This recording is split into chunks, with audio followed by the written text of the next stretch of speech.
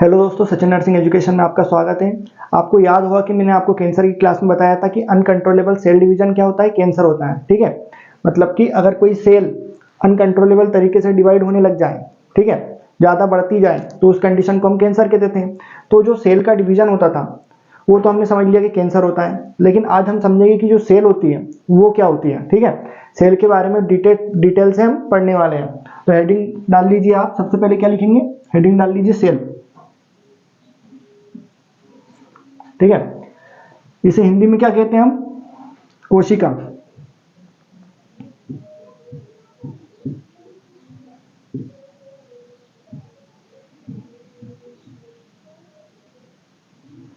ठीक है, सेल को ही क्या कहा जाता है, कोशिका कहा जाता है। सेल के बारे में हम पढ़ेंगे कि जो सेल होती है ये क्या होती है, हमारी लाइफ की बेसिक यूनिट होती है। तो साथ में लिख लीजिएगा आप, बेसिक यूनिट ऑफ लाइफ।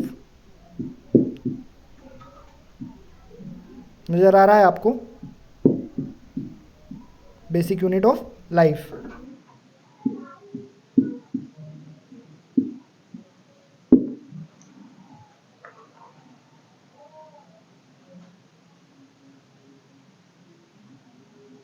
ये मार्कर टाइम पर ही काम नहीं करते हैं।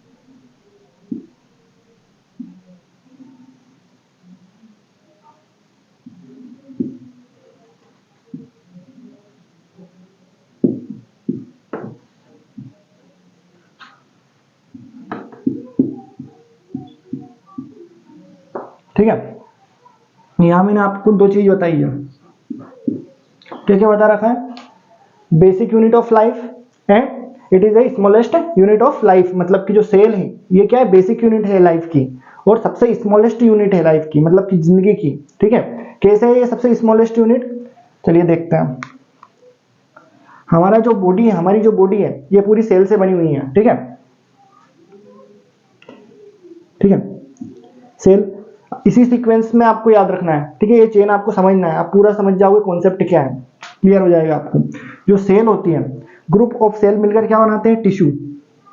ठीक है, टिश्यू को क्या बोलते हैं हम, ऊतक। ठीक है, ग्रुप ऑफ सेल मिलकर क्या बनाते हैं, टिश्यू। और टिश्यू ऑफ ग्रुप्स, मतलब ग्रुप्स ऑफ टिश्यू क्या मिलकर बनाते हैं,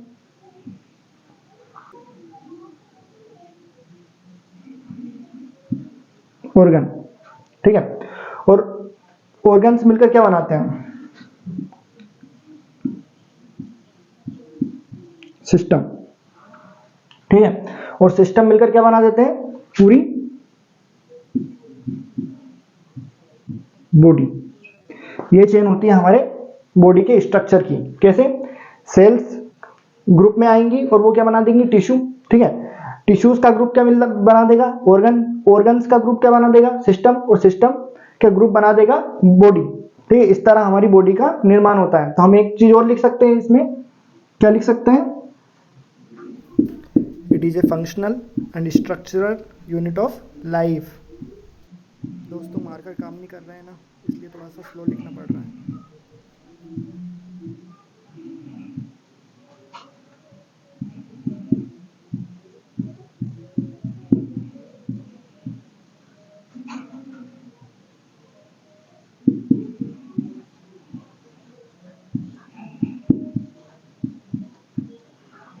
ठीक है,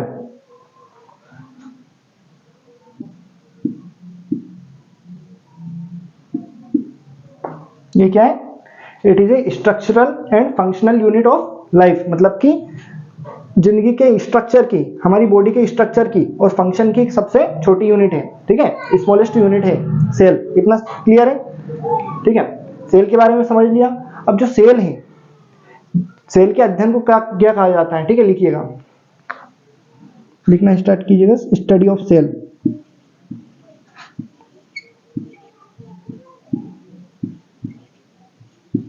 जो हम सेल के बारे में पढ़ रहे हैं इसको क्या कहा जाता है, साइटोलॉजी।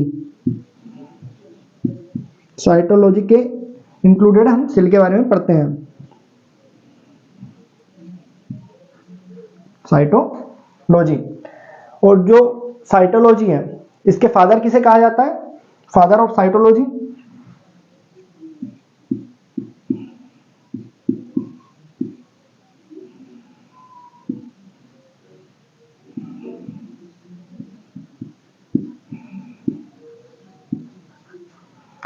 फादर ऑफ साइटोलॉजी किसे कहा जाता है, तो सामने लिख लीजिएगा,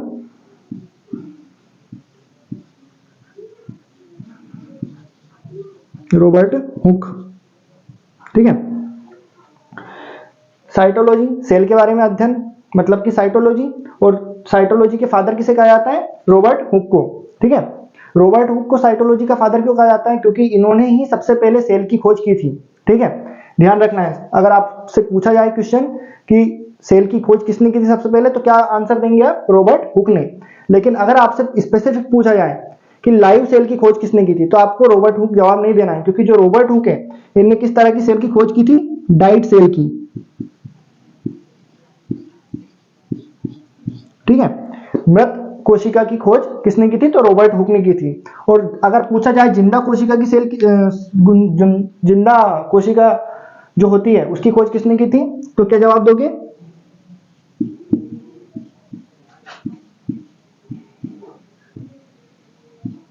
पूछा जाए अगर लाइव सेल की खोज किसने की तो क्या जवाब दोगे, एंटी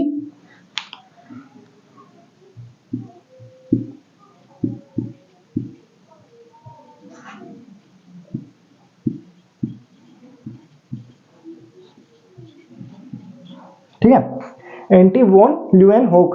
ठीक है, जो ये साइंटिस्ट थे इन्होंने जिंदा कोशिका की खोज की थी। और मृत कोशिका का पूछा जाए तो क्या जवाब दोगे, रॉबर्ट हुक ने मृत कोशिका की खोज की थी। इतना क्लियर है।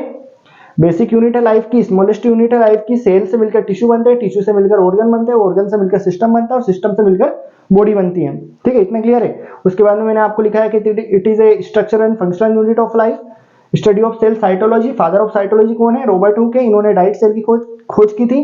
और जिंदा कोशिका की पूछे तो क्या बताना है, एंटी वॉन ल्यूएनहोक ने की थी। ठीक है, अभी आगे देख लेते हैं कि जो सेल है उसका स्ट्रक्चर कैसा होता है, उसमें क्या क्या पाया जाता है, और उसमें जो ऑर्गेनेल हैं वो किस तरह से फंक्शन करते हैं। ठीक है, आगे देखिएगा, लिखिएगा सेल मेम्ब्रेन।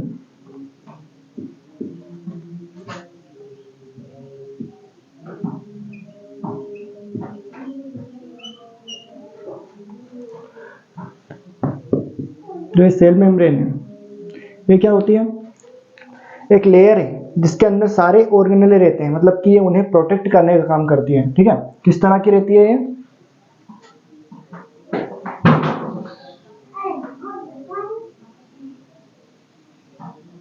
ठीक है, ये मेम्ब्रेन है, अब इस तरफ लिख लीजिएगा सेल मेम्ब्रेन।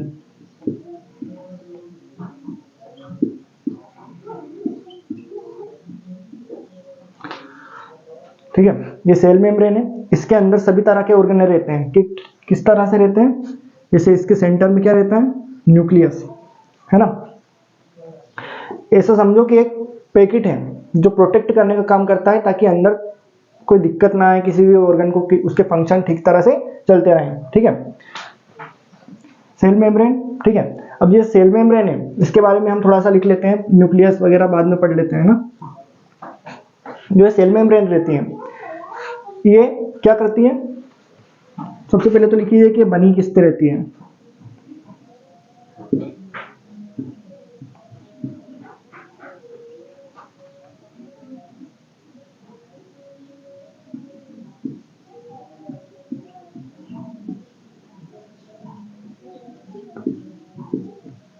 ठीक है, क्या है, आउटर लेयर ऑफ सेल किस चीज से बनी रहती है,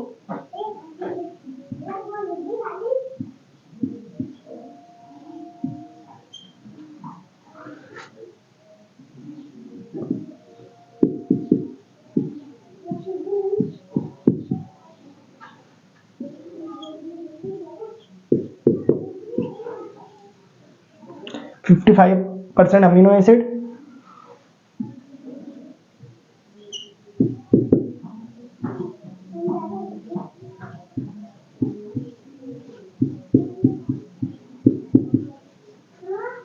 45% फॉस्फोलिपिड। ठीक है, उसके बाद में कुछ 5% के समथिंग इसमें कार्बोहाइड्रेट रहता है। ठीक है, इस तरह से ये बनी रहती है। साथ में लिख लीजिएगा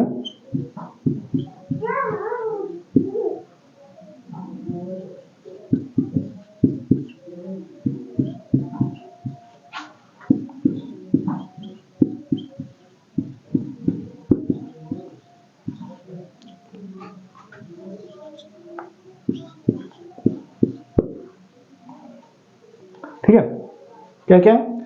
आउटर लेयर ऑफ सेल होती है made up of amino acid 55%, phospholipid 45%, 5% carbohydrate, ठीक है। ये तो इससे तो बनी रहती हैं और responsible for protection of cell. और किस चीज के लिए रिस्पॉन्सिबल रहती है? सेल के प्रोटेक्शन के लिए।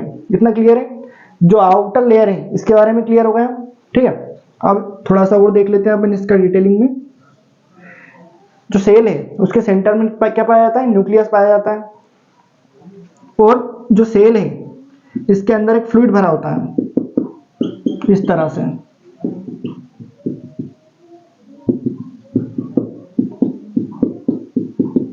थोड़ा सा इसमें फ्लूइड भर लीजिए आप लोग भी, ठीक है। जो सेल है इसके अंदर जो फ्लूइड भरा होता है उसको हम क्या कहते हैं? साइटोप्लाज्म।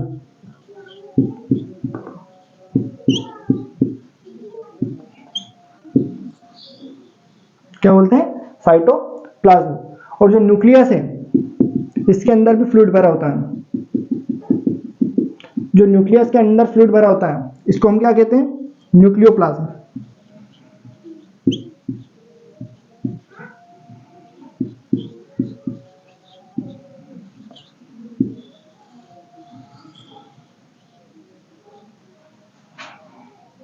ठीक है, क्या बोलते हैं? न्यूक्लियोप्लाज्म। लिख लीजिएगा न्यूक्लियस।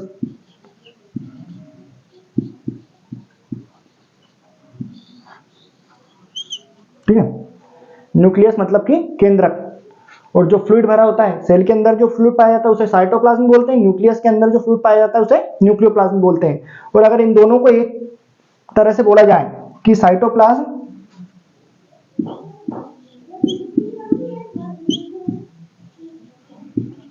Plus nucleoplasm,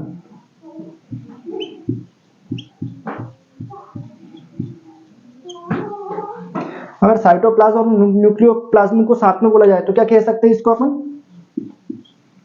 protoplasm.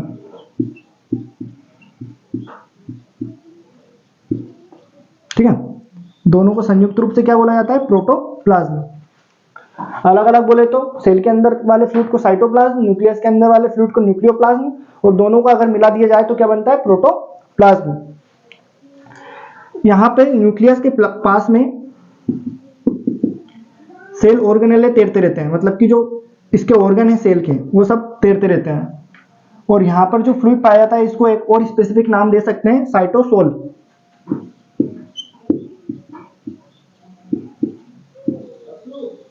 ठीक है, यहाँ पे सेल ऑर्गेनेले तैरते रहते हैं। इतना क्लियर है?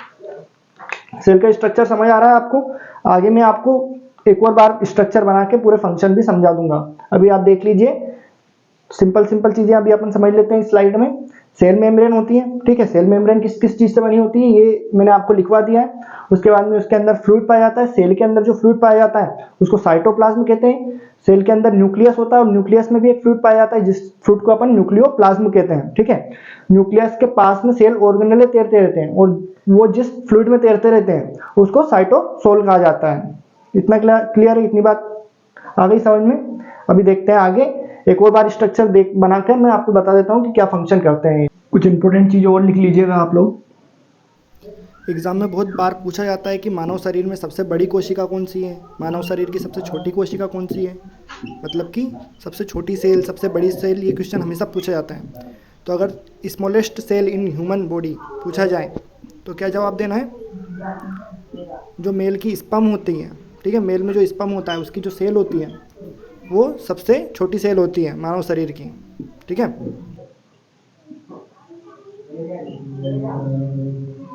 ठीक है।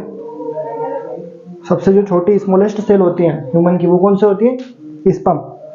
और अगर पूछा जाए कि लार्जेस्ट, अगर पूछ लिया जाए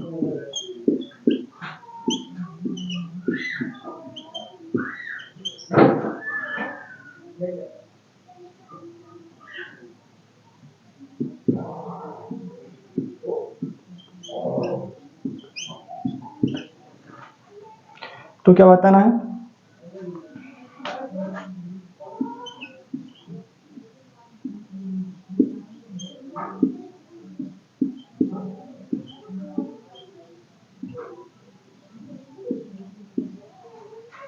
ठीक है।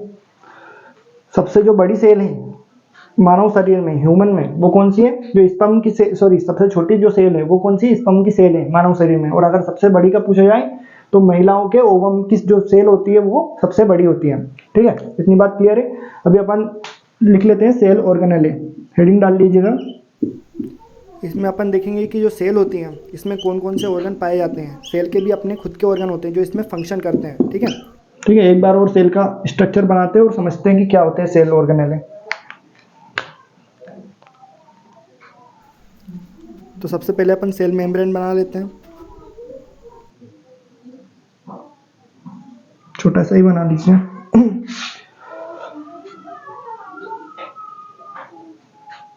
ठीक है, मैंने आपको बताया था ये क्या होती है? Cell membrane. लीजिएगा सेल मेम्ब्रेन।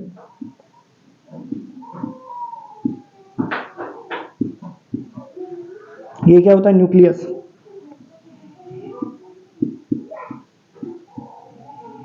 ठीक है, यहाँ पे एक सेल ऑर्गेनेले पाया जाता है जिसे हम क्या बोलते हैं? माइटोकॉन्ड्रिया। अभी आगे सब चीजों के मैं फंक्शन भी बता दूंगा आप लोगों को।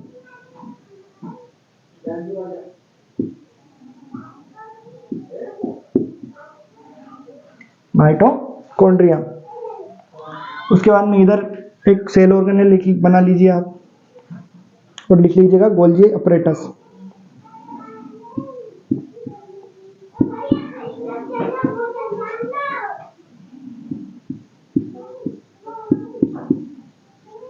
ठीक है, यहाँ पे कुछ और बना लीजिए। यहाँ पे लिख लीजिएगा वैक्यूल।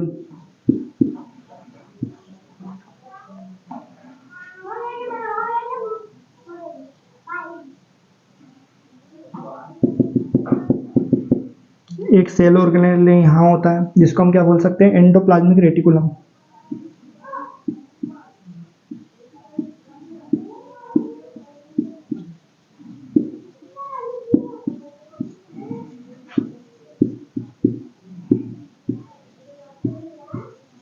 ठीक है, इसको शॉर्ट फॉर्म में क्या बोल सकते हैं? ER।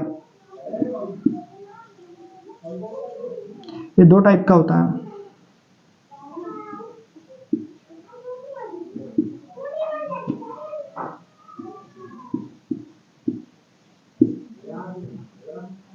ठीक है,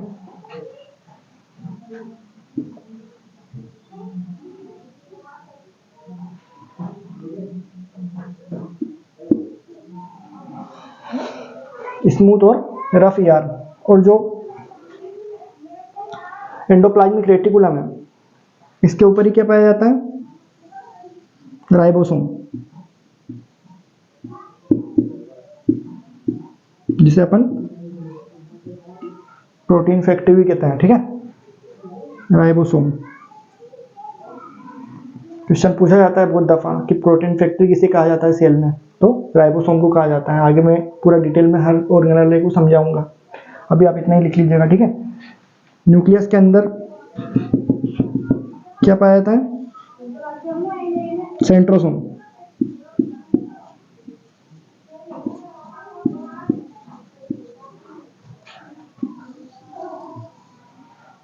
इसमें फ्लूइड भरा होता है, मैंने आपको बताया था।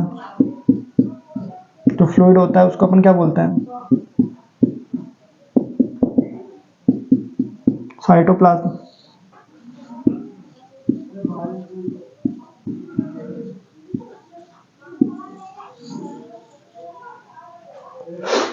ठीक है, अगर और कुछ छूटा है तो अपन आगे और देख लेंगे। ठीक है, अभी तो मुझे लगता नहीं कुछ छूटा है, सारी चीजें हो गई है। इसमें क्या क्या होता है? माइटोकॉन्ड्रिया होता है, सेल मेम्ब्रेन, उसके बाद में न्यूक्लियस पाया जाता है, एंडोप्लाज्मिक रेटिकुलम पाया जाता है, इसे ER कहते हैं। ये दो टाइप का होता है, स्मूथ और रफ ER। इस पे राइबोसोम पाए जाते हैं। उसके बाद में गोल्जी अपरेटस पढ़ लिया हमने, वैक्यूल देख लिया, उसके बाद में साइटोसोल और सेंट्रोसोम। अभी इन सारे ऑर्गेनेले को डिटेल में अपन पढ़ लेते हैं। ठीक है, एक बार और आप इमेज देख लीजिएगा।